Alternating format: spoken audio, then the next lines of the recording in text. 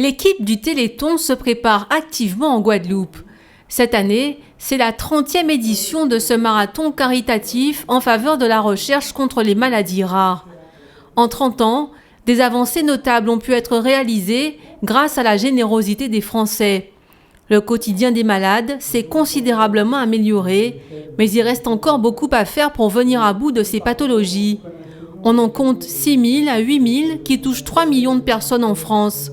Les 2 et 3 décembre prochains, la FM Téléthon donne à nouveau rendez-vous au public. L'objectif étant d'aller au-delà des 80 millions de promesses de dons collectées en 2015. L'année dernière, c'était 1,2 million sur tout l'outre-mer et 155 000 € pour la Guadeloupe. 44 000 € collectés sur le terrain avec les manifestations culturelles et sportives et 111 000 € sur la télématique, tout ce qui est 36-37 et téléthon.fr.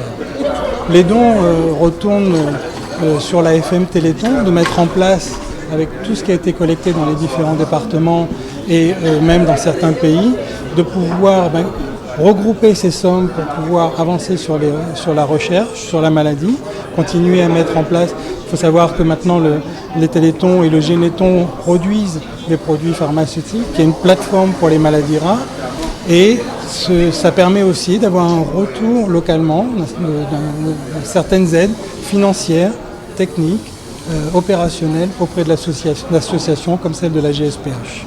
Pierre-Édouard Décimus est le parrain de l'événement dans le département, un parrain actif, prêt à relever quelques défis.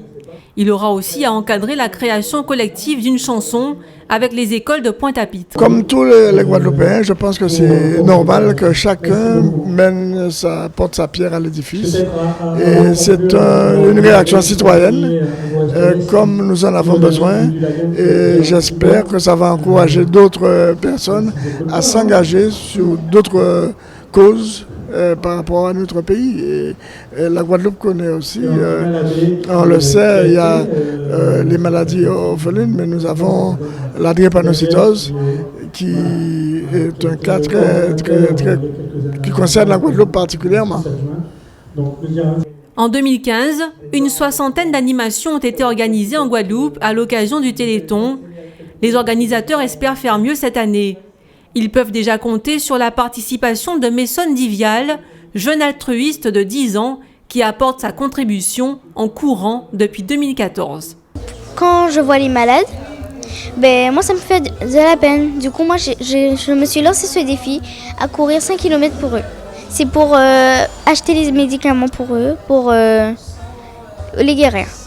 Angélique, 14 ans, atteinte de la maladie de Charcot, est l'un des visages de la campagne de collecte 2016. Comme de nombreux patients, elle compte sur cette manifestation solidaire pour continuer à lutter contre la fatalité.